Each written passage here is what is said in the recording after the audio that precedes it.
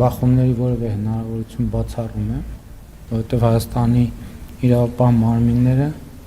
ունեն բոլոր գործիքակազմը եւ հնարավորությունները սադրիչ գործելակերպով աչքի ընկնող բոլոր անձանց չեզոքացնելու օրենքով սահմանված կարգով։ Երկրորդը հայաստանյաց առաքելական եկեղեցին